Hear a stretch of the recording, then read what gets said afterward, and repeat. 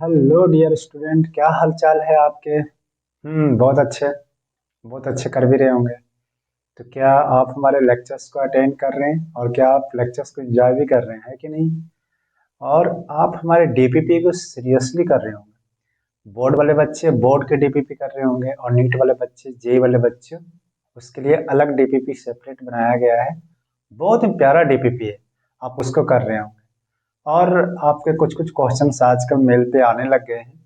शुरू दिन तो मेल पर एक भी क्वेश्चंस नहीं आता था। 5 दिन 10 दिन तक एक भी क्वेश्चंस नहीं आया आया था। 2-3 बहुत ही खराब लेक्चर्स को अपलोड करने के बाद कुछ कुछ डाउट्स आने लगे बच्चों को। बहुत खुशी होती है लोगों को हेल्प करके मुझे। और यही मोटिव को लेकर मैं यूट्यूब पे आया हूँ। तो don't worry about your questions, please send your all queries about DPP and syllabus issue and anythings. जो आपको फिजिक्स के रिलेटेड आपके कोई सा भी डाउट हो तो आप हमारे ईमेल के थ्रू भेज सकते हैं। हमारा एक छोटा सा ईमेल आईडी है जिसका नाम क्या है, rcp/ck@gmail.com। जल्द ही एक टेलीग्राम ग्रुप को बनाकर मतलब क्रिएट करके हम आप लोग के बीच में शेयर कर देंगे। आपको जल्द से जल्द अच्छी से अच्छी क्वालिटी देने की कोशिश करेंगे, है कि नहीं। तो आज का लेक्चर आपको बोर्ड पर दिखाई देने लग गया होगा। समय को बर्बाद नहीं करते हैं और आगे की ओर बढ़ते हैं। आपके हर एक लेक्चर्स का hand retain notes lecture number 4 से आने लग गए हैं। Lecture number 3, lecture number 2, lecture number 1 का हैंड रिटेन नोट्स नहीं है। तो क्या करें, नहीं है तो नहीं है। लेकिन लेक्चर नंबर 3, 4, 5 से हैंड रिटेन नोट्स आने लग गए हैं। तो आप हैंड रिटेन नोट्स का थोड़ी बहुत गंदी राइटिंग है उसका फ़ायदा उठाइए, अच्छे से पढ़िए, कॉपी पेन को निकाल लीजिए। और मैं तो सजेस्ट करता हूँ कि आप हैंड रिटेन नोट्स पे बिल्कुल भी डिपेंड ना करें। स्पेशली जो बोर्ड के स्टूडेंट है वो, तो बोर्ड को स्टूडेंट को स्पेशली रिकमेंड करता हूँ कि आप खुद से लिखिए, है कि नहीं। मैं अपने चैनल का प्रमोट नहीं करता हूँ। मैं बिल्कुल भी नहीं कर रहा हूँ कि आप मेरे चैनल को सब्सक्राइब कीजिए एंड लाइक कीजिए। पहले बोलता था, बोलना छोड़ दिया, है कि नहीं। इच्छा करता है तो सब्सक्राइब कर लीजिए, इच्छा नहीं करता तो मत कीजिए, कोई जरूरत नहीं है। 2 ही बच्चे रहेंगे बस, काफी है। तो आज आपका गोल आपने देख लिया, क्या है आज का goal. Questions based on electric field. जो लाइन चार्ज लास्ट बार जो हमने बताया था ना, लाइन चार्ज, उस पे हम क्वेश्चंस करने वाले हैं। और क्या करने वाले हैं, electric field due to ring. एक चहेता टॉपिक, किसके लिए, बोर्ड के लिए चहेता टॉपिक, मतलब बहुत पॉपुलर टॉपिक रहा है रिंग के वजह से। सेम जेई के लिए, नीट के लिए, सारे एग्जाम्स के लिए मोस्ट इंपॉर्टेंट है कौन सा, electric field due to ring. Ring में भी सर्कुलर आर्क भी पढ़ लेंगे, डिस्क भी पढ़ लेंगे और इनफाइनाइट सीट भी पढ़ लेंगे। Infinite sheet most important for next upcoming chapters, that is capacitor potential, उसके लिए इंपॉर्टेंट टॉपिक है। डिस्क सर्कुलर आर्क, डिस्क पे सवाल नीट में आज तक नहीं आए हैं। आज तक नहीं, बहुत आए होंगे तो एक दो पहले आए होंगे, मुझे नहीं पता, लेकिन रिसेंटली कुछ सालों से नहीं आ रहे। सर्कुलर आर्क, सर्कुलर रिंग थोड़ी बहुत आपको दिमाग में रखने के बात है। तो आप इसको अच्छे से करेंगे, लेक्चर को लास्ट तक अटेंड करेंगे तभी तो इसका मजा ले पाएंगे। आप लेक्चर को छोड़ दोगे तो मजा नहीं आएगा। रीजन है कि आप सारे एक दूसरे से कनेक्टेड है, तो आपको समझना पड़ेगा। यहाँ से स्टार्ट करेंगे और ये सब सारे को कवर करेंगे। तो पहले तो स्टार्ट करते हैं कौन सा, question based on electric field. आपके लिए बहुत अच्छे अच्छे सवाल भी लाया हूँ, ऐसा बात नहीं कि नहीं लाया हूँ, सवाल भी बहुत अच्छे अच्छे लाया हूँ। आपको सिर्फ करना है, खुद से सॉल्व करने की कोशिश करना है, ठीक है। तो चलिए स्टार्ट करते हैं।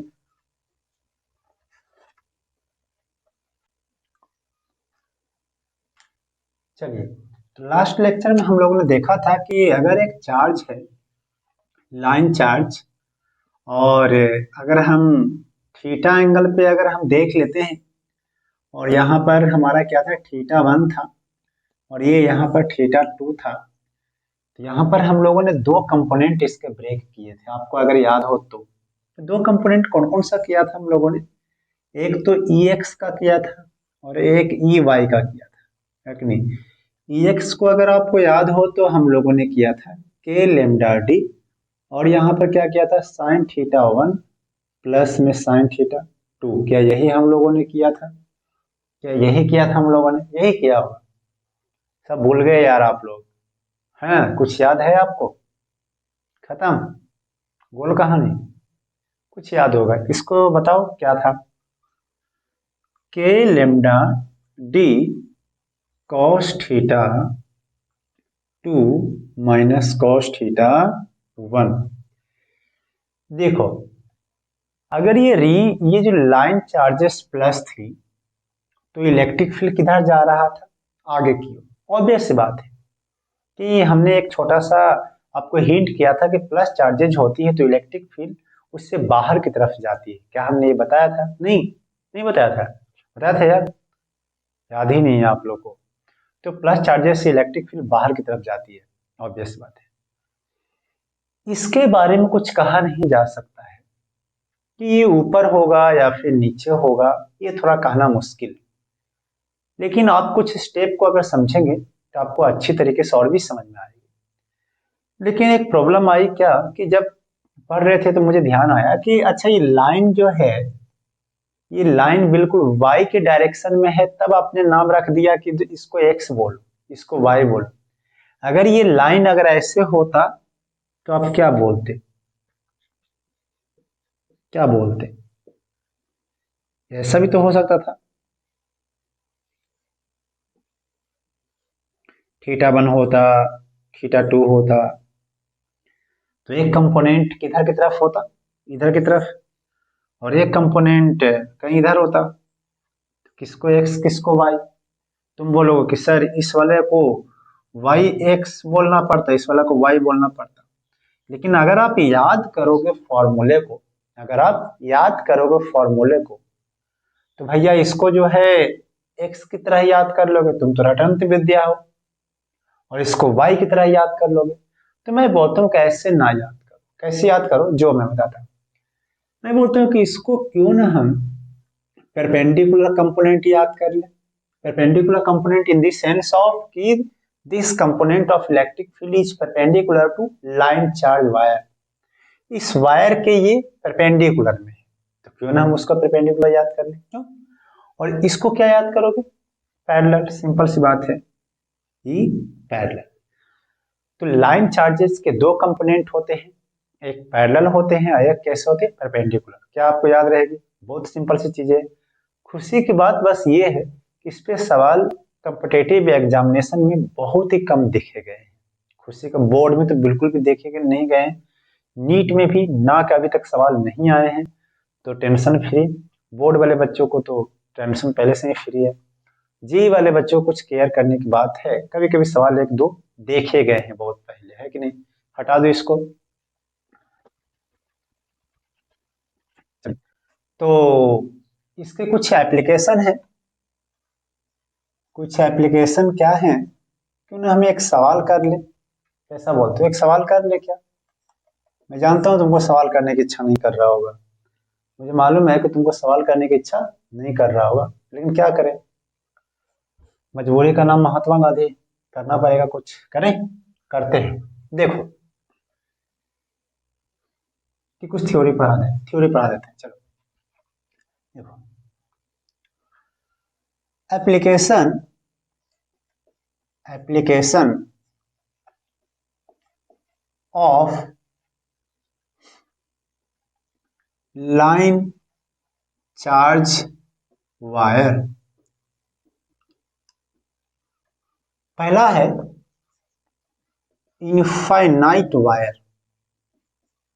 इनफाइनाइट वायर, इनफाइनाइट वायर देखा है तुम लोगों ने? इनफाइनाइट वायर, इनफाइनाइट वायर का मतलब होता है, देखो फिजिक्स में इनफाइनाइट का तो मतलब होता है कि बहुत लार्ज एज कंपेयर टू कुछ स्मॉल डिस्टेंस। कुछ स्मॉल डिस्टेंसेस के कंपेयर में बहुत लार्ज हो तो उसको इनफाइनाइट का टर्म्स नाम दिया जाता है। जैसे कि ना आप लोग के पास 5 रुपया है, आपके पास पड़ोसी के पास 5 लाख रुपीज है, तो 5 lakh rupees is infinite as compare to you, है नहीं? तो दिस इज द इनफाइनाइट, मतलब होता है कि कंपेरेबल। अंग्रेजी थोड़ी कम आती है, मतलब कंपेरिजन लार्ज, किसी के कंपेयर में बहुत ज्यादा लार्ज जो होते हैं उसको इनफाइनाइट का मतलब दिया जाता है फिजिक्स में। अब जैसे कि इनफाइनाइट वायर का मतलब क्या, तुम क्या सोच रहे हो? बहुत अनंत है। अनंत नहीं, बहुत अनंत नहीं। इस ऐसे समझते हैं कि एक वायर है जो बहुत दूर तक गई हो, है ना, बहुत दूर तक गई हो। थोड़ा स्टाइल मारने के लिए इधर कर देते हैं ऐसे, बहुत दूर तक गई हो, इधर इनफाइनाइट और इधर भी इनफाइनाइट। और आपको निकालना हो डिस्टेंस इलेक्ट्रिक फील्ड यहाँ पर, क्या दिखाई दे रहा है? क्या बहुत ही स्मॉल डिस्टेंस है, और ये जो है ये गया हुआ बहुत दूर तक, बहुत दूर तक, और निकालना है आपको बहुत कम डिस्टेंस। ठीक है, तो ये बहुत स्मॉल है तो आपको शायद फोटो बनाने में प्रॉब्लम हो, तो मैं इसको थोड़ा सा लार्ज कर देता हूँ डी दूरी पर, क्योंकि है ये बहुत कम। अब इसके कंपेयर में ये जो दूरी जो है और ये जो दूरी है ये लगभग लगभग 90 डिग्री हो जाता है। कितना होता है? 90 डिग्री।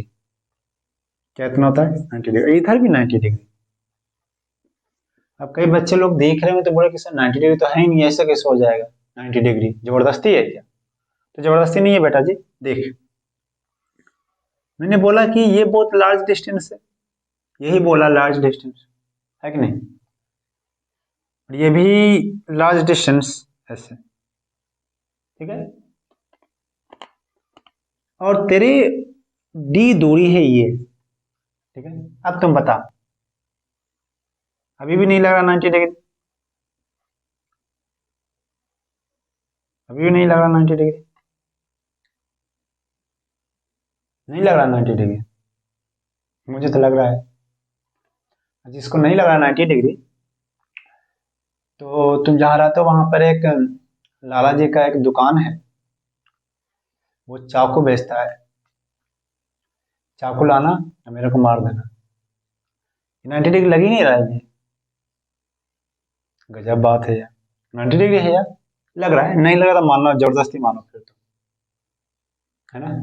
ठीक है, तो 90 डिग्री होता है एक्चुअली, बहुत इनफाइनाइट है, तो पास वाली दूरी इसको लगेगा कि वर्टिकल है, ऐसा मानो बहुत दूर तक गई हो, तो ये 90 डिग्री। यानी कि थीटा वन भी 90 डिग्री और थीटा टू भी 90 डिग्री हो जाता है। किसमें? इनफाइनाइट में। तो थीटा वन भी 90 डिग्री और थीटा टू भी क्या होता है बेटा? 90 डिग्री, दोनों को दोनों। तो इसके जो परपेंडिकुलर वाले जो कंपोनेंट है वो क्या हो जाएगा?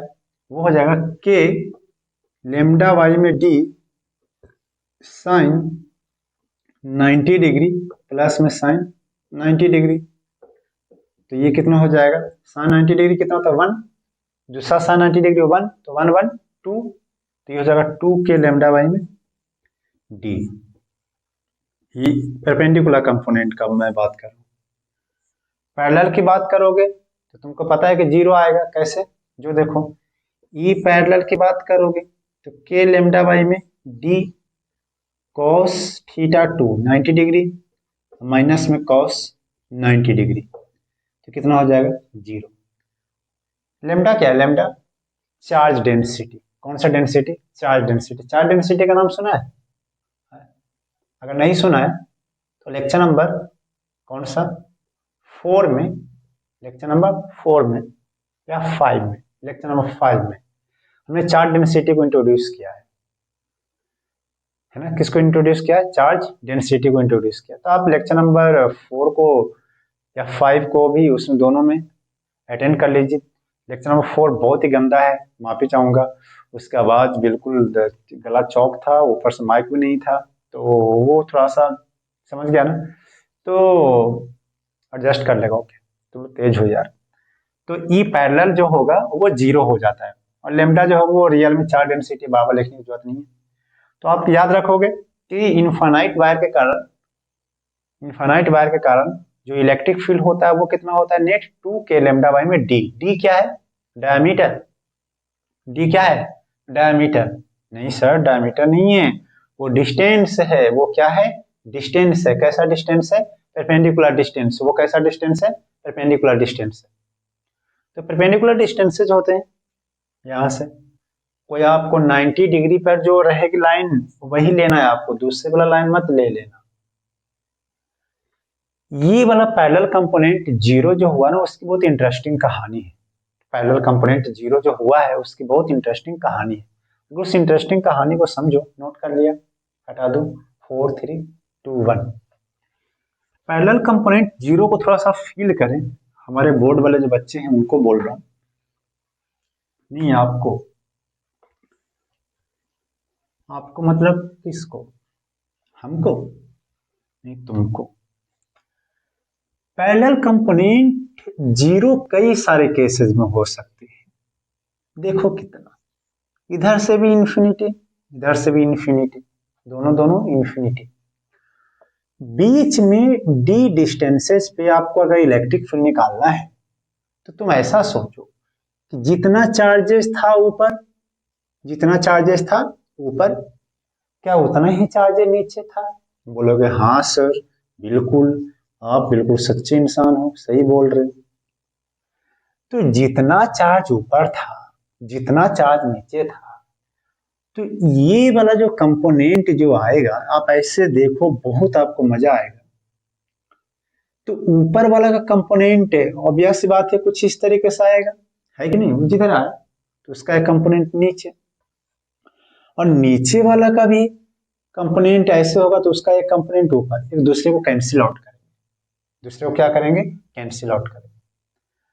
जैसे कि अब मैं ऐसे बताता कि नहीं यार ऐसा है कि कुछ ऐसा सिचुएशन है, कुछ इस तरीके से ऐसा, तो ऐसे सिचुएशंस में मान लीजिए कि 30 डिग्री है, मान लेते 60 डिग्री, पैरेलल कंपोनेंट नीचे नहीं आएगा, पैरेलल कंपोनेंट ऊपर। अच्छा देखो, परपेंडिकुलर कंपोनेंट में तो नो डाउट वो तो जितनी वैल्यूज आपको निकालने के बाद आ जाए वो तो होगा। पैरेलल परपेंडिकुलर कंपोनेंट जितनी वैल्यू निकालोगे वो तो दूर जाएगा, क्योंकि वो पॉजिटिव चार्ज है तो बाहर की तरफ इलेक्ट्रिक फील्ड जाएगी। लेकिन पैरेलल कंपोनेंट में, इसमें इस केस में ऊपर होगा। आप सोचो क्यों होगा ऊपर, क्यों होगा ऊपर? क्योंकि ऊपर वाले पार्ट को देखोगे, यानी कि जो 30 डिग्री पर है उसकी जनसंख्या बहुत ही कम है, उसकी जनसंख्या बहुत ही कम है। कुछ मच्छर और मक्खी जो होते हैं बहुत परेशान करते हैं, परेशान करने वाले की कमी नहीं है। तो ऊपर वाले जो लाइन है उसकी जनसंख्या बहुत है, क्या है, कम है। तो कम है तो उसका एक कंपोनेंट नीचे आएगा, मुझे पता है नीचे आएगा, पक्का आएगा। लेकिन नीचे वाला की जनसंख्या ज्यादा है, उसका भी कुछ ऊपर आएगा। तो ऑल ओवर ये होगा कि नीचे वाला का जो कंपोनेंट जो ऊपर जा रहा है वो नीचे ज्यादा जनसंख्या में है। नहीं, नीचे वाला जो है इस लाइन से नीचे उसकी जनसंख्या ज्यादा है। जैसे कि देखो कंपोनेंट अगर आप बनाओगे तो इसी डायरेक्शन में नीचे जाएगा, उसका एक कंपोनेंट ऊपर की तरफ में आएगा। तो ऊपर का कंपोनेंट जब ऊपर की तरफ में आएगा और वो ज्यादा पावर वाला होगा, ज्यादा मैग्नीट्यूड वाला होगा एज कंपेयर टू इसका वाला, डेट्स वाई ऊपर आ जाएगा। अगर मान लीजिए कि हम ऐसा देते हैं, अब देखो प्लस चार्जेज है, कैसा चार्जेज, प्लस चार्जेज। अब देखो ये ऊपर वाला ज्यादा है, ऑब्वियस बात है इसका पैरेलल कंपोनेंट नीचे की तरफ में आ जाएगा। 45 डिग्री वाला का कैसा आएगा, 45 डिग्री से समझ में आ जाएगा आपको। तो 45 डिग्री वाला में क्या होगा कि पैरेलल कंपोनेंट आएगा ही नहीं। क्यों? क्योंकि जितना पार्ट ऊपर है उतना ही पार्ट नीचे है, सिंपल सी बात है। तो पैरेलल कंपोनेंट नहीं आएगा।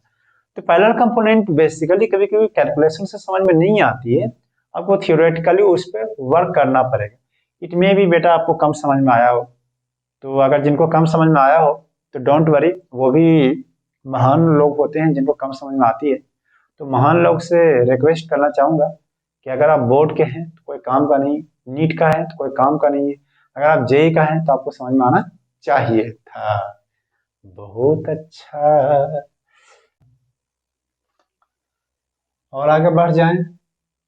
एक होता है सेमी इनफाइनाइट वायर, शायद अगर नाम सुना हो तब तो बहुत अच्छी बात है। Semi infinite wire, semi infinite wire semi infinite wire का मतलब ऐसा कोई वायर नहीं होता। सेमी इनफाइनाइट का मतलब ऐसा होता है कि जैसे कि आप जहां पर हो ना, उसके नीचे कुछ भी नहीं है, इसके ऊपर बहुत सारा है, और हमें इलेक्ट्रिक फील्ड निकालना है इस पॉइंट पर। जैसे ये जो मार्कर है, मार्कर के पास में हमको यहाँ पर निकालना है।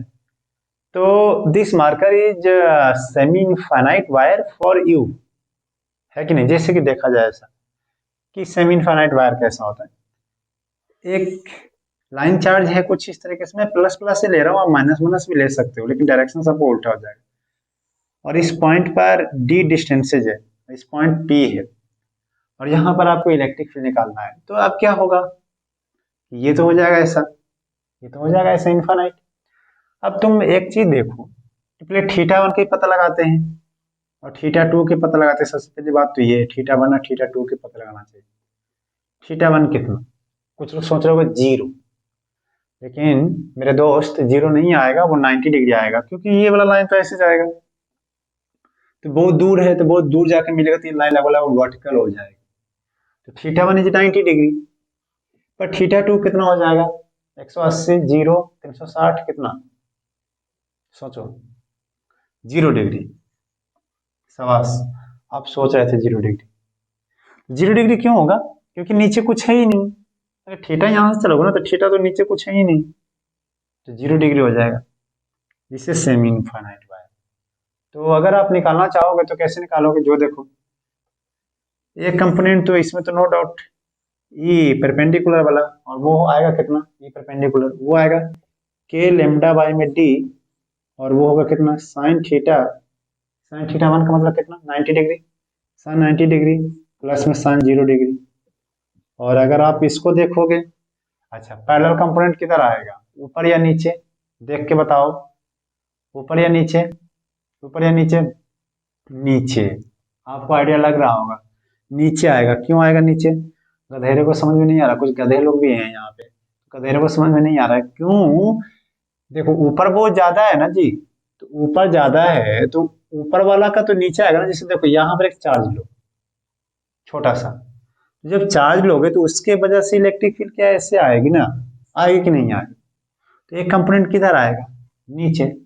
अब उसमें से आपको मन में ये आया होगा कि सर ऐसे आप ले लोगे तो नीचे चार्ज का, अरे तो नीचे तो कुछ है ही नहीं, तो है ही नहीं तो ऊपर कैसे जाएगा कंपोनेंट, नहीं जाएगा ना। तो ऑब्वियस बात है नीचे। और ये पैरेलल कंपोनेंट कितना हो जाएगा, पैरेलल कंपोनेंट फिर वही फॉर्मूला लगाओगे, के lambda by D cos theta two, cos theta two. तो कॉस थीटा टू कितना है, 0, माइनस कॉस थीटा वन कितना 90। तो जब सॉल्व करोगे तो इसको कितना आएगा, के लेमडा में डी, क्या दिखाई दे रहा है आपको, नहीं दिखाई दे रहा है, चलो कोई बात नहीं, यहाँ पर के लेमडा डी आएगा। और इसको भी सॉल्व करोगे तो कितना आएगा, के लेमडा डी। तो के लेमडा डी, के लेमडा डी, तो नेट कितना आ जाएगा, कितना आ जाएगा नेट, सर ये तो दोनों का स्क्वायर आएगा ना, के लेमडा डी का स्क्वायर, एक काम करें इसका स्क्वायर प्लस में ये पैरेलल का स्क्वायर, ये हो जाएगा √2 के लेमडा में D answer.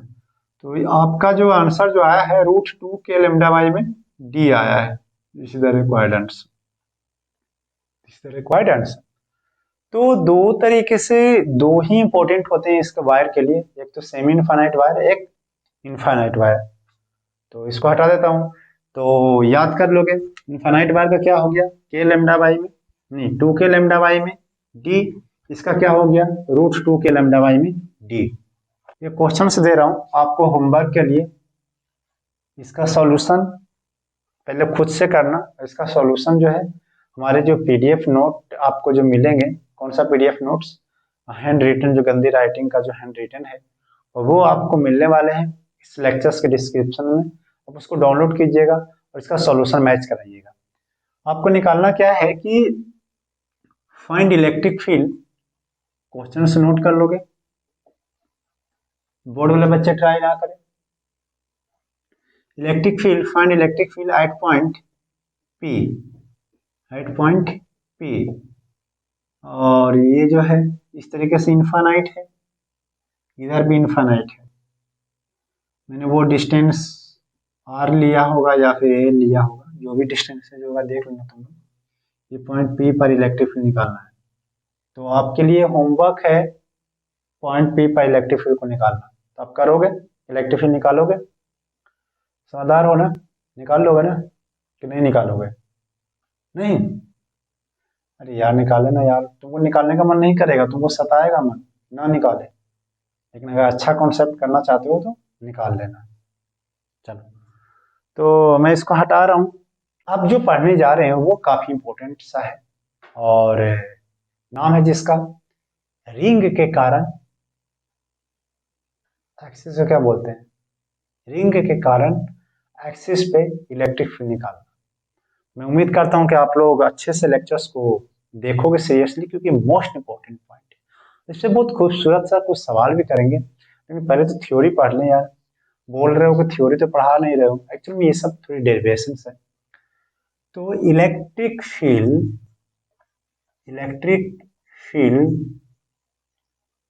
on the axis of ring, on the axis of ring, अंग्रेजी गलत हो सकती है, माफी चाहता हूँ।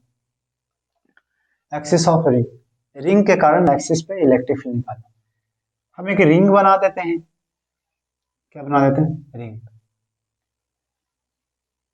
चार्ज जो है वो कैपिटल क्यू दे दिया, क्या दे दिया, कैपिटल क्यू। इस तरीके से चार्जेस जो है कौन सा है, कैपिटल क्यू है, कैपिटल टोटल चार्ज।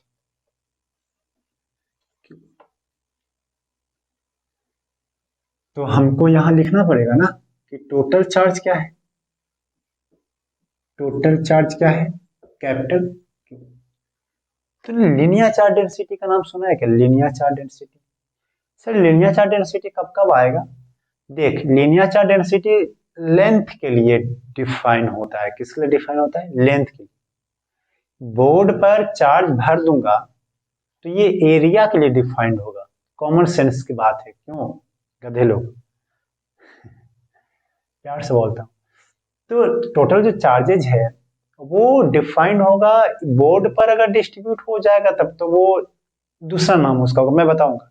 उसको बोलते हैं area charge density, surface charge density. लेकिन अगर एक मार्कर जैसी लाइन पर तुमने हाथ में जो घड़ी पहना हुआ है उस पे चार्जेज, तुम अपने हाथ में वो क्या रिंग जो पहने, रिंग नहीं कुछ होता है ना कड़ा टाइप का, वो पहने होगे बहुत सारे स्टूडेंट, तो वो चूड़ियां पहन के रखी है हाथों में, तो वो सब पर जो चार्जेज जो होती है वो उसको बोलते हैं लीनियर चार्ज डेंसिटी। क्या बोलते हैं, लीनियर चार्ज डेंसिटी। आपके मोबाइल में ईयरफोन लगे होंगे, तो ईयरफोन में जो वायर है, वो ईयरफोन में जो ईयरफोन देखा तुम लोगों ने ऐसा, ये देखो, तो इस पे जो वायर पर जो चार्जेस जो होंगे, कुछ ना कुछ चार्जेस होंगे है ना, क्योंकि कुछ कनेक्टेड कनेक्टेड तो है, तो चार्जेस वो लीनियर चार्ज डेंसिटी के अंदर आती है। किसके चार्ज डेंसिटी के अंदर आती है, लीनियर चार्ज डेंसिटी के अंदर। तो लीनियर चार्ज डेंसिटी को डिफाइन करना बहुत आसान सा है, मैंने पहले भी चर्चा करके रखा है। तो वो होता है टोटल चार्ज है वो, और टोटल लेंथ से डिवाइड कर दो। किसी का लीनियर चार्ज डेंसिटी निकालना तो क्या करूंगा, अगर कभी कभी इनफाइनाइट मिल जाती है तब तो डर सा जैसा लगता है कि अरे यार कैसे डिफाइन करूं उसको, तो वो सिर्फ बोल देता हूँ कि लीनियर चार्ज डेंसिटी इसका 2 कूलम पर मीटर है। लेकिन देखो मैंने यहाँ पे लीनियर चार्ज डेंसिटी डिफाइन नहीं किया, इसमें डायरेक्ट बोल दिया कैपिटल क्यू है कि नहीं। आपको डेरिवेशन ऐसे ही है। तो लीनियर चार्ज डेंसिटी अगर निकालना कोई चाहे मेरे दोस्त लोग तो निकाल सकता है। देख कैसे, लीनियर चार्ज डेंसिटी देखो कैसे निकाल सकता है, वो लैम्डा से डिनोट होती है, और वो होता है यूनिट चार्ज पर मीटर। क्या होता है, चार्ज पर मीटर। टोटल चार्ज कितना है, कैपिटल क्यू। टोटल लेंथ कितना है, ओहो ये तो बहुत आसान है यार, लेमडा इज इक्वल टू में क्यू अपॉन में 2 पाई आर। तो जहां पर आपको जरूरत पड़ी लेमडा तो लेमडा यूज कर लो, जहां पर जरूरत पड़ी क्यू अपॉन में 2 पाई आर तो वो भी यूज कर सकते हैं। चलिए हम एक्स दूरी पर कोशिश करते निकालने का। एक्स क्या है, एक्स क्या है, एक्स है horizontal distance, horizontal distance, horizontal distance, यहाँ पे कोई डिस्टर्बेंस आ रही है, horizontal distance from the axis, from the center, centre से x दूरी एक हॉरिजॉन्टल डिस्टेंस जहां पे हम इलेक्ट्रिक फील्ड निकालना चाहते हैं। आर क्या हो जाएगा बताओ, आर क्या हो जाएगा? बहुत अच्छा, रेडियस ऑफ सर्कल, नहीं रेडियस ऑफ चार्ज रिंग बोल दूंगा, चार्ज रिंग, चार्ज रिंग। मैं बहुत आराम आराम से बताने वाला हूँ, कोई जल्दबाजी नहीं है मेरे को, थोड़ी ना कोई बोलने वाला यूट्यूब पे पढ़ा रहा हूँ कोई बोलने वाला नहीं, बहुत आराम आराम से, जल्दबाजी नहीं है भाई, इसको सीख लेना है ना। R is equal to radius of charge ring, okay. चलो तो हम, आर दूरी है तो हम आर कर लिया। अच्छा देखो, एक छोटा सा जैसे रिंग है, रिंग तो मेरे पास रिंग है भी नहीं, अगर एक रिंग है तो रिंग पर तो चार्जेस भरे पड़े हैं इस तरीके से, और ये दूरी है यहाँ पर, मार्कर का पॉइंट मान लो वो पी पॉइंट, यहाँ पर हम इलेक्ट्रिक फील्ड निकालने जा रहे हैं कुछ इस तरीके से। मेरे हाथ के फिंगर्स के सबसे टॉप पॉइंट को देखो, तो वहां पर एक छोटा सा लेंथ कंसीडर कर ले, DL length, DL length consider कर सकते हैं, है कि नहीं? क्योंकि ये फोटो ऐसे है, कोई दूसरा ओरिएंटेशन मत मान लेना, ये फोटो ऐसे है इस तरीके से। तो यहाँ से ये जो फिंगर वो यहाँ पर है, यहाँ से दूरी पर छोटा सा एक चार्ज कंसीडर कर लेते हैं यहाँ पर, तो छोटा चार्ज कंसीडर कैसे करोगे? डीएल लेंथ कंसीडर करोगे छोटा सा, है कि नहीं? तो मैं कंसीडर कर लेता हूँ, तो कंसीडर करने के लिए मुझे इसको हटाना पड़ेगा, तो अगर आप आज्ञा दोगे तो मैं हटा दूंगा, हटा दूं, हटा देता हूँ, तो मैं इसको हटा दे रहा हूँ।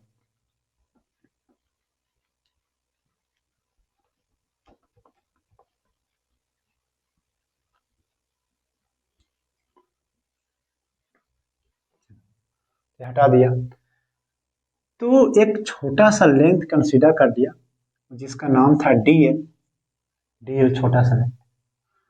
तो डी क्यू कितना होगा छोटे से लेंथ में? तो बोलोगे कि सर वो चार डेंसिटी लेमडा है और डीएल से मल्टीप्लाई कर दो सर, वो डी क्यू आ जाएगा। मैंने बोला कि सही है यार, इसमें कौन प्रॉब्लम है। अच्छा ये दूरी कितना हो जाएगा? तो तुम तो बोलोगे मेरे को तो आता है, क्योंकि मैं 8th 9th क्लास पास करके आया हूँ यहाँ पर, पाइथागोरस थ्योरम, आर का स्क्वायर प्लस में एक्स का स्क्वायर। ये छोटे से चार्ज एक पॉइंट चार्ज हो जाएगा, छोटा चार्ज कैसा हो जाएगा? पॉइंट चार्ज होगा कि नहीं होगा? जैसे ऐसे होगा देखो, यहाँ पर डी क्यू हो जाएगा, और यहाँ से इस पॉइंट पी पॉइंट पर अगर आप देखोगे तो कुछ ऐसे नजर आएगा, ये थीटा भी हो सकता है। तो डी क्यू के कारण आप क्या इलेक्ट्रिक फील्ड निकाल सकते हैं? हाँ, ये छोटा सा डी बोल दूंगा मैं तो, क्योंकि छोटा चार्ज है ना, किसी किसी को नहीं बोलने को तो मन ना बोले, जबरदस्ती नहीं। वो डी का वैल्यू जो होगा वो हो जाए कितना, के डी क्यू अपॉन में आर का स्क्वायर प्लस में एक्स का स्क्वायर पे रूट अंदर में का स्क्वायर, बोलो पॉइंट चार से कारण क्या निकल रहा है? के क्यू अपॉन में आर का स्क्वायर, के डी क्यू अपॉन में कितना का स्क्वायर, क्या है समझ में? डी क्यू कितना है? D Q lambda D L, तो हो जाएगा के लेमडा डी एल अपॉन में आर का स्क्वायर प्लस में एक्स का स्क्वायर, क्या यही होगा? रूट का स्क्वायर तो हट जाएगा। लेकिन एक बात है कि इसके दो कंपोनेंट बनेंगे, तो दो कंपोनेंट बनेंगे तो कैसे कैसे बनेंगे, कैसे कैसे बनेंगे? ये थीटा, ये भी थीटा, तो ये हो जाएगा डी कॉस थीटा, क्या हो जाएगा? डी कॉस थीटा, और ये क्या बनेंगे? D sine theta. सेम वही फोटो मैंने बना दिया।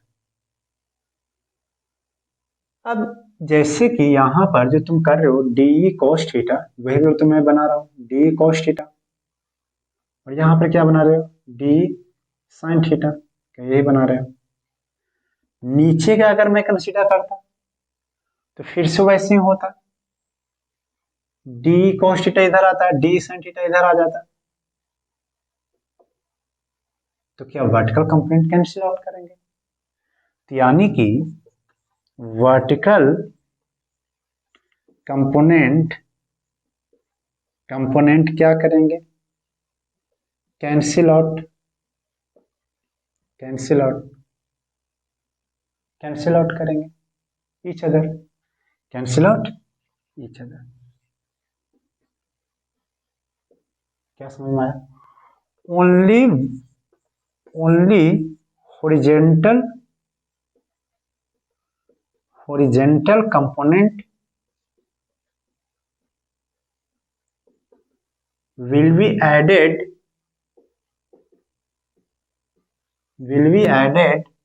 for net electric field.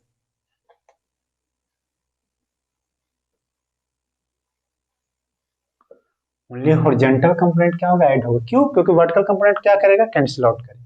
क्या समझ में आ रहा है? जैसे इसका डीई, इसका छोटा सा डीई आएगा तो इसका भी तो एक कंपोनेंट इधर आएगा वर्टिकल कंपोनेंट जैसा, तो ये तो कैंसिल आउट कर दिया एक दूसरे को। तो आ रहा होगा समझ में। तो हमको नेट इलेक्ट्रिक फील्ड अगर निकालने की जो बारी आएगी, हटा दो, नोट कर लिया, हटा देता हूं। चलो, तो नेट इलेक्ट्रिक फील्ड जो बनेगा वो बनेगा डीई कॉस थीटा, इसी का इंटीग्रेशन चलेगा।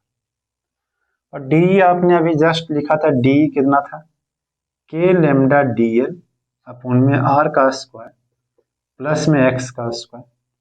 जब कॉस थीटा को कुछ लिखना चाहोगे क्या? देखो फोटो, थीटा यही बोला था आप लोगों ने, कॉस थीटा फोटो में उसमें छोटा जिसमें मिटाया ना उसमें थीटा इसको बोला था। कॉस थीटा कितना था, बेस बाई में हाइपोटेनस, तो जगह एक्स अपॉन में आर का स्क्वायर प्लस में एक्स का स्क्वायर का रूट अंदर, इसी का इंटीग्रेशन करने वाले। देखो के लेमडा एक्स आर का स्क्वायर सब कांस्टेंट है, नहीं कांस्टेंट है, एक्स तो वो दूरी है ना जहां पे निकालना चाहते हो, तो एक्स वेरिएबल कैसे हो गया, एक्स वेरिएबल नहीं है। तुमको लगेगा मन में कि एक्स वेरिएबल है, लेकिन एक्स वेरिएबल नहीं है। क्यों मेरे दोस्त, एक्स वेरिएबल है क्या? नहीं है एक्स वेरिएबल, क्योंकि एक्स तो वो डिस्टेंस है जहां से आप निकाल रहे हो, तो एक्स वेरिएबल नहीं है। तो यहां से अगर आप देखोगे तो आएगा के लेमडा एक्स वो आर का स्क्वायर प्लस में एक्स का स्क्वायर पे पावर 3 में 2, ये आएगा। और अंदर में इंटीग्रेशन सिर्फ होगा डीएल का, कि डीएल वो छोटा सा लेंथ था, ये बोर्ड के लिए भी इंपॉर्टेंट है, क्या डीएल छोटा सा लेंथ था? तो डीएल अगर छोटा सा लेंथ है तो वो डीएल कहां से कहां तक है, वो 0 से 2 पाई आर हो सकता है। डीएल क्या था, 0 से 2 पाई आर हो सकता है। मैं इसको इंटीग्रेट कर दूंगा 0 से 2 पाई आर। अगर आप उसको इंटीग्रेट करोगे तो क्या होने वाला है, जो देखो एक लाइन इसमें लिख देता हूं, तो के लेमडा एक्स और आर का स्क्वायर प्लस में एक्स का स्क्वायर पे पावर 3/2, और डीएल का इंटीग्रेशन होगा करोगे तो 2 पाई आर आ जाएगा, नहीं आ जाएगा, थोड़ा सा अच्छे से लिख दूं, वो हो जाएगा एल इंटीग्रेशन, कहां से कहां तक, 0 से लेकर 2 पाई आर तक। अगर आपको ऐसे करने नहीं आता है तो आप हमारे लेक्चर नंबर 0 को देखिए, उसमें बेसिक मैथ बताया हूँ आप लोग के लिए। अपर लिमिट को पुट करेंगे तो ये हो जाएगा कितना, के लेमडा एक्स अपॉन में आर का स्क्वायर प्लस में एक्स का स्क्वायर पे पावर 3/2। अपर लिमिट को पुट करोगे तो कितना हो जाएगा, 2 पाई आर। लोअर लिमिट तो 0 हो जाएगा, तो मैं नहीं लिख रहा हूँ, है कि नहीं। तो आप इतना नोट कर लीजिए, मैं फोटो को हटा दे रहा हूँ, हटा दो फोटो को, हटा देता हूँ। अगर आप देखोगे तो आपने लिखा है के लेमडा एक्स आर का स्क्वायर प्लस में एक्स का स्क्वायर पे पावर 3/2, और ये हो जाएगा 2 पाई आर। और क्या क्या रिप्लेस कर सकते हैं, लेमडा की वैल्यू क्या थी, लेमडा क्या था, charge density, linear charge density, तो के लेमडा था क्यू अपॉन में 2 पाई में आर, याद आया कुछ, इंटू में एक्स इंटू में 2 पाई आर, और डिवाइडेड बाई में कितना है, एक्स आर का स्क्वायर प्लस में एक्स का स्क्वायर पे पावर 3 में 2 पाई आर कट गया। तो नेट इलेक्ट्रिक फील्ड जो आया यहाँ पे कितना हुआ, के क्यू एक्स अपॉन में आर का स्क्वायर प्लस में एक्स का स्क्वायर पे पावर 3/2। तो यानी कि नेट इलेक्ट्रिक फील्ड जो है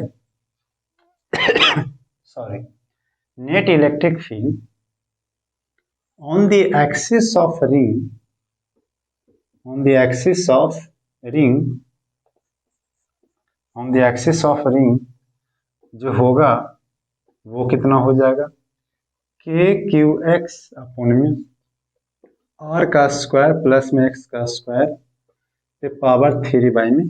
तो ये बहुत अच्छा सा एक डेरिवेशन सा है जो आप लोग को बोर्ड में काम आने वाले। नीट वाले और जेई वाले बच्चे अगर एग्जाम देना चाह रहे हैं, नीट और जेई के पर्पज से कर रहे हैं, तो आप तो सिर्फ रिजल्ट को याद कर लो। किसको याद कर लो? रिजल्ट को।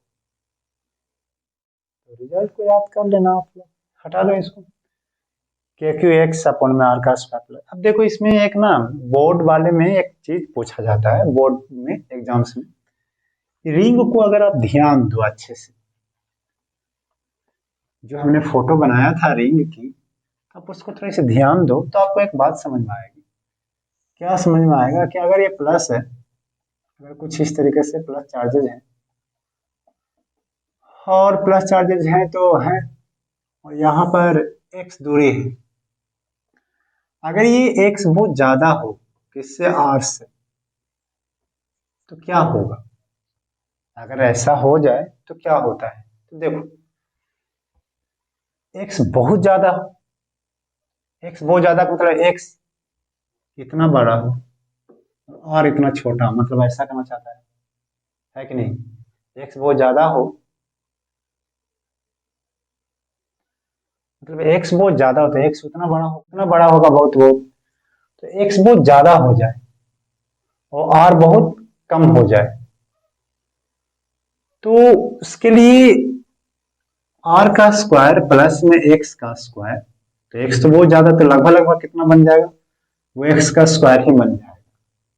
अगर ऐसी अगर होती है तो मैं बोल रहा हूँ कि आर का स्क्वायर प्लस एक्स का square is equal to X का स्क्वायर। तो जैसे कि एक्स का स्क्वायर बहुत ज्यादा आर बहुत कम है, तब तो लगभग लगभग तो एक्स का स्क्वायर बनेगा ना। और अगर आर का स्क्वायर प्लस में एक्स का स्क्वायर पे पावर 3/2 है, तो वो लगभग लगभग क्या बन जाएगा जानते हो? ये एक्स का स्क्वायर पे पावर 3/2 बन जाएगा। क्यों? क्योंकि आर का स्क्वायर प्लस एक्स का स्क्वायर क्या बनेगा, एक्स का स्क्वायर लगभग बन जाती है, लगभग में लिख रहा हूँ, इक्वल का साइन नहीं दे रहा हूँ। तो ये टोटल के टोटल लगभग लगभग में एक्स का क्यूब बनेगा, तो 2 कटेगा तो एक्स का क्यूब बनेगा। तो आप देखो फॉर्मूले में, फॉर्मूले में अगर देखोगे तो आपको एक चीज नजर आएगी, क्या नजर आएगी कि ई नेट जो है के क्यू एक्स अपॉन में आर का स्क्वायर प्लस में एक्स का स्क्वायर पे पावर 3/2 है, पावर 3/2 है। आप एक्स को इग्नोर तो नहीं कर सकते हो क्योंकि वो एक्स मल्टीप्लाई है, नीचे क्या बन जाएगा, एक्स का क्यूब, यहां से यहां कटेगा तो बन जाएगा के क्यू अपॉन में एक्स का स्क्वायर। तो देखा देखा सा है, कहाँ देखा था इसको, एक्स की जगह पर आर सिर्फ लिखते थे, एक्स की जगह पर क्या लिखते थे, आर, तो के क्यू अपॉन में आर का स्क्वायर बन जाएगा, के क्यू अपॉन में क्या बन जाएगा, आर का स्क्वायर। तो यहाँ पर ये पॉइंट चार्ज बन जाता है, इसका मतलब कि if X is greater than R then ring becomes point charge।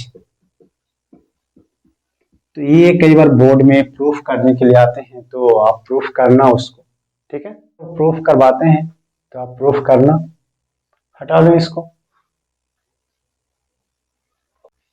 अब चलिए करते हैं एनालिसिस, बहुत अच्छी सी एनालिसिस है, एनालिसिस करते हैं। किसके लिए है ये है सिर्फ नीट एंड जे के लिए, और बोर्ड के लिए भी है, लेकिन बोर्ड के लिए ओनली 10% काम आने वाली, तो कई बार सवाल, एक आध दो सवाल पूछ देते हैं कभी कभी, लेकिन काम तो आने वाले सबके लिए। एनालिसिस करते हैं, तो एनालिसिस कैसे करते हैं, जो देखो, जैसे कि तुमने देखा कि प्लस चार्जेस थे इस पर, प्लस चार्जेस जब थे तो electric field along the axis आया था, अलोंग द एक्सिस, और वो कितना आया था? वो आया था के क्यू एक्स अपॉन में आर का स्क्वायर प्लस में एक्स का स्क्वायर पे पावर 3/2। सर क्या इस साइड भी वैसा ही रहेगा? इस साइड इलेक्ट्रिक फील्ड की डायरेक्शन क्या होगी? तो इस साइड इलेक्ट्रिक फील्ड की डायरेक्शन ये होगी।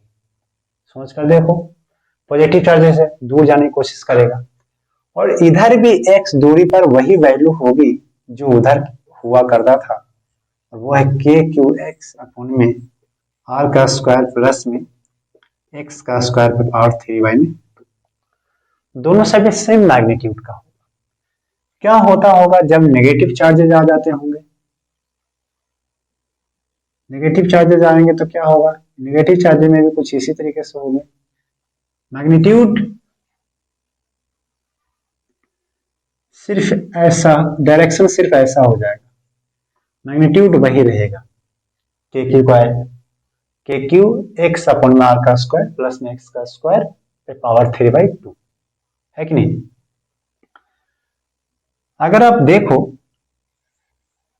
एट सेंटर पे क्या होता होगा, सेंटर पे, तो सेंटर के लिए एक्स क्या होगा?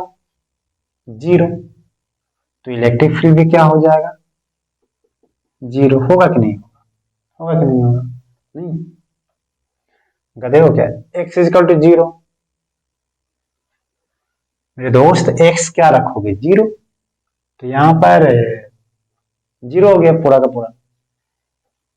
एट इंफिनिटी पर क्या होता होगा? इंफिनिटी का मतलब अनंत, पूरा दूरी, अनंत दूरी है, एक्स इजिकल टू में अनंत, तो ऊपर तो अनंत है, एक्स का वैल्यू अनंत रख दोगे, नीचे एक्स पे अनंत का स्क्वायर है, तो समथिंग डिवाइडेड बाय अनंत का स्क्वायर, तो वो तो लगभग लगभग टेंड्स टू 0 कर जाएगा, तो इलेक्ट्रिक फील्ड 0 हो जाएगा। एट माइनस इंफिनिटी पर क्या होगा? माइनस इंफिनिटी का समझ गया? कुछ लोग तो नहीं समझे हैं। मतलब इस side X is equal to minus infinity, तो वहां भी ई इजिकल टू 0। तो हुआ क्या कि एक्स इजिकल टू में इंफिनिटी पर भी इलेक्ट्रिक फील्ड क्या है? 0। एक्स इजिकल टू में 0 पर भी क्या है? Electric field 0। X is equal to minus infinity पर भी इलेक्ट्रिक फील्ड क्या है? 0।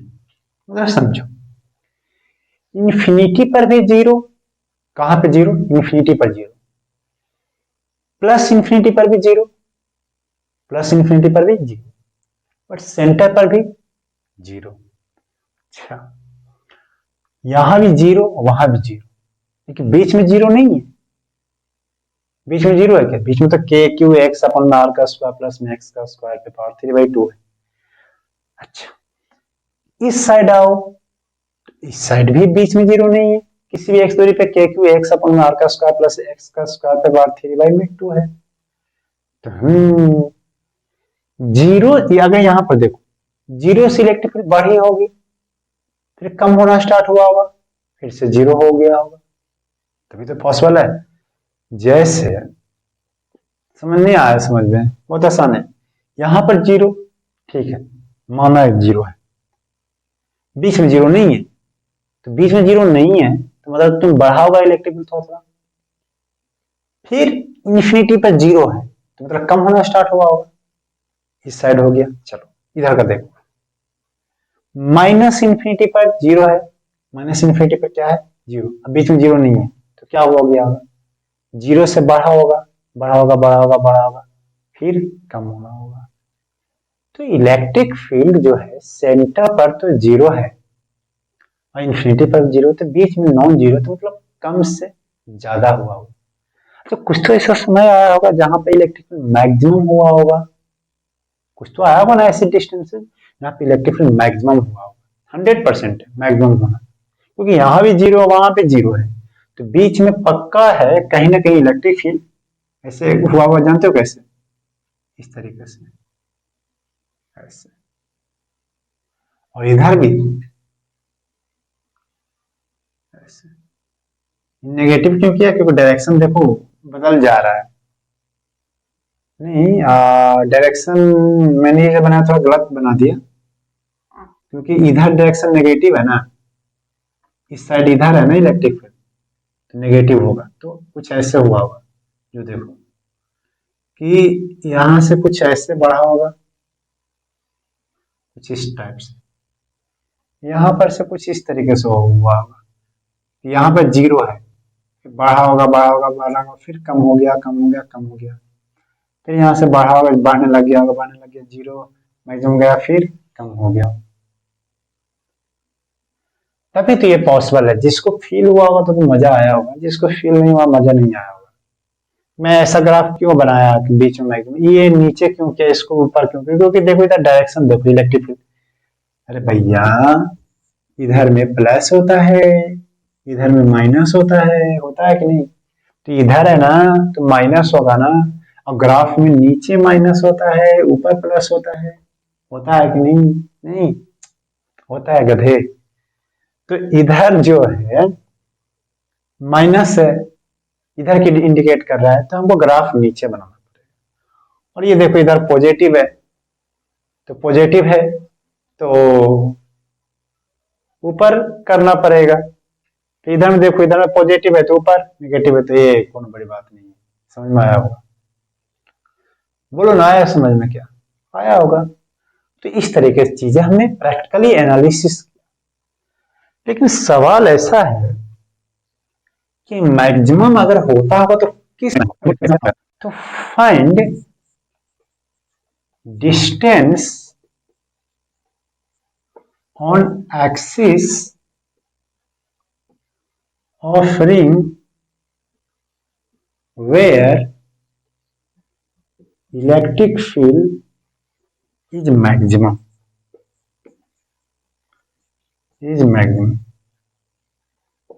बोलता है कि रिंग के एक्सिस पर डिस्टेंस निकालिए जहां पे इलेक्ट्रिक फील्ड मैक्सिमम हुआ होगा, पक्का मैक्सिमम हुआ होगा, है कि नहीं? तो हम कर रहे हैं सॉल्यूशन। तो देखो ये कॉन्सेप्ट है कि फॉर मैक्सिमा और मिनिमा डिफ्रेंसिएशन करना पड़ेगा जीरो।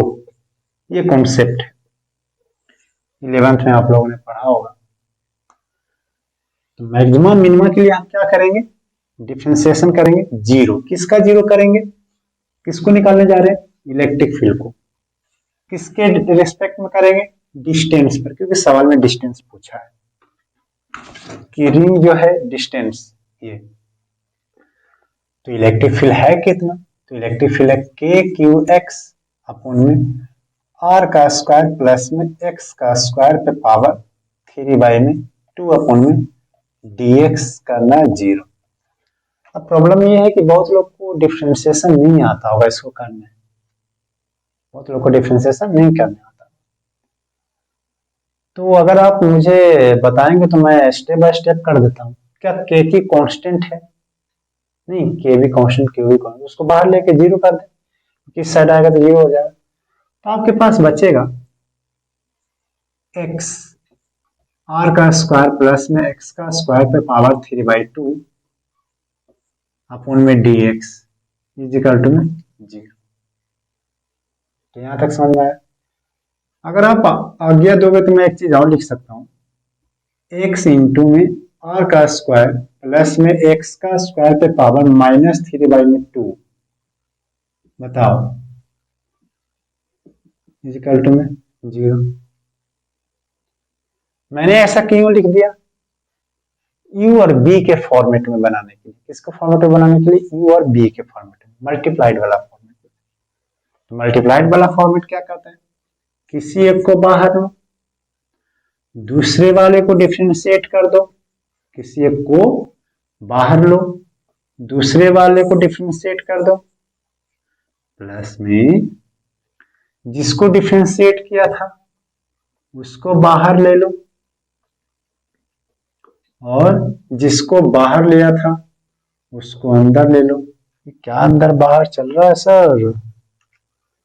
बोलो, नहीं आया समझ में? आ गया होगा, बहुत ही आसान है।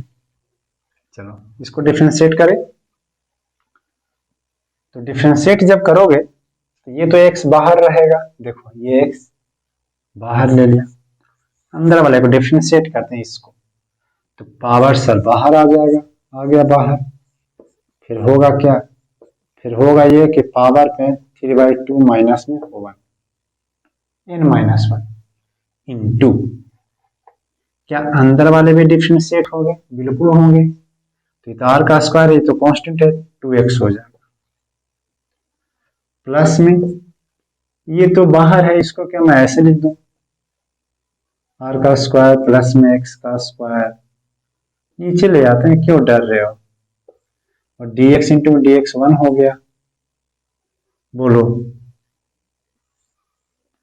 आगे समझ में, इज इक्वल टू में जी 2 ने 2 को खत्म कहानी, ये हो जाएगा क्या, -3/2 -1 -5/2, तो ये हो जाएगा x का स्क्वायर पे पावर -3, r का स्क्वायर प्लस में x का स्क्वायर पे 5/2 प्लस में r का स्क्वायर प्लस में x का स्क्वायर पे पावर 3/2 इज इक्वल टू 0। ठीक है, अगर आप इसको सॉल्व करोगे, जब सॉल्व करोगे घर पे करना, तो x की वैल्यू आ जाएगी प्लस माइनस में r/√2। जब आप इसको सॉल्व करोगे तो क्या मिलेगा, x की वैल्यू प्लस माइनस में r/√2 मिलेगा, पक्का मिलेगा, इसमें कोई डरने वाले की बात नहीं, वो मिलेगा, पक्का मिलेगा। तो यानी कि इस पॉइंट पर क्या है, इस पॉइंट पर कैसे कैसे हो गया बोला, इस पॉइंट पर इलेक्ट्रिक फील्ड सबसे ज्यादा है, प्लस वाले r/√2 पे भी और माइनस वाले भी r/√2 है कि नहीं, प्लस वाले भी r/√2 पे और माइनस वाले भी r/√2 पे मैक्सिमम होंगे। तो अगर तुम ग्राफ बनाने जाओ, ये करोगे, ग्राफ बनाने जाओगे इसको, तो आपको मिलेगा कैसे, r/√2 प्लस वाले, मैं चार्जेस के बना देता हूं,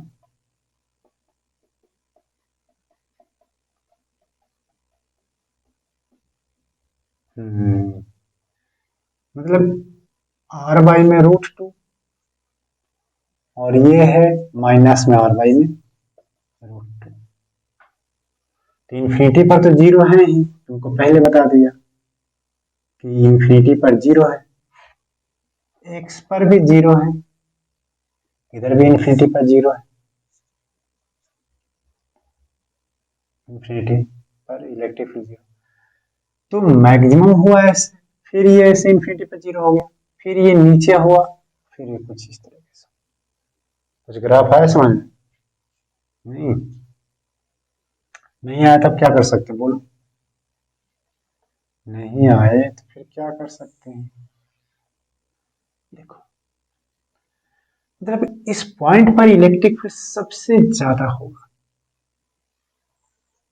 इस पॉइंट पर इलेक्ट्रिक फील्ड सबसे ज्यादा, अब तुम बोलोगे सर उसकी वैल्यू क्या होगी, सबसे ज्यादा जो इलेक्ट्रिक फील्ड होता है उसकी वैल्यू क्या होगी, तो फिर तुमको निकालना पड़ेगा वैल्यू पुट करके, के क्यू एक्स अपॉन में r का स्क्वायर प्लस में x का स्क्वायर पे पावर 3/2, तो के क्यू और x की जगह पे r/√2 रखोगे कि नहीं रखोगे, रखोगे, r का स्क्वायर प्लस में x की जगह पर r/√2 का होल का स्क्वायर 3/2, तुमको मैथ आता है बहुत अच्छा, तुम तो हो कलाकार, देसी कलाकार, जब इसको सब सॉल्व करोगे तो कितना आ जाएगा, मुझे तो नहीं आता उतना ज्यादा, के क्यू आर बाय में √2, और अंदर में जब सॉल्व करोगे तो आ जाएगा कितना, 3r का स्क्वायर, 3r का स्क्वायर बाई में 2, √2 तो 2 का स्क्वायर, √2 तो 2r का स्क्वायर और प्लस में r, तो 3r का स्क्वायर बाई 2 ही तो होगा ना, फिर पावर 3/2 है कि नहीं, और इसको अगर और भी देखोगे तो कितना हो जाएगा, 2k³ 3√3 r का स्क्वायर। जो वैल्यू जब सॉल्व करोगे ना तो वो आ जाएगा 2k³ 3√3 r का स्क्वायर। सिंपल से। तो ये चाहे तो वैल्यू यहाँ पे रख सकता है 2k³ अपॉन में 3√3 r का स्क्वायर। क्या है इसमें टफनेस है ना। तो ये फुल नॉलेज हुआ, फुल कंप्लीट इंफॉर्मेशन हुई किसकी। वीडियो लंबा होता जा रहा है इसलिए आज क्लास को यहाँ तक रोकते हैं और आगे हम करेंगे, क्या करने वाले हैं, इस पे ही इसकी एप्लीकेशन हाफ रिंग और कोई सर्कुलर आर्क ले लेंगे और उस पर सवाल कुछ कर लेंगे। आज थोड़ा डेरिवेशन हुई, थोड़ी लंबी हो गई, क्या कर सकते, अच्छे से बताने में हो जाती है। इसके डीपीपी में क्वेश्चंस बहुत ही कम मिलने की संभावना है, बहुत ही कम मिलने की संभावना, या तो फिर न भी मिलने की संभावना है। तो देखते हैं कुछ क्वेश्चंस अच्छे फ्रेमिंग होंगे इस पे तो मैं डीपीपी अटैच करूंगा, नहीं तो न भी होने की संभावना है, या फिर से बोर्ड के लिए डीपीपी मिलेंगे तो आप नीट जे वाले बच्चे जो है उसको आप कर लेंगे। तो इसी के लिए, इसी के साथ मैं आपसे अलविदा लेता हूँ। मैं बिल्कुल भी नहीं बोल रहा हूँ आप मेरे चैनल को सब्सक्राइब कीजिए, आप बस इतना बोल रहा हूँ कि आप इसको पढ़िए और आपको डाउट होता है आप हमारे ईमेल आईडी rcp@gmail.com पे मेल कीजिए। तो हम अपने प्लेटफॉर्म आरसीपी चैनल से अलविदा लेते हैं और हम लोग फिर से नए लेक्चर के साथ, नई एनर्जी के साथ कल फिर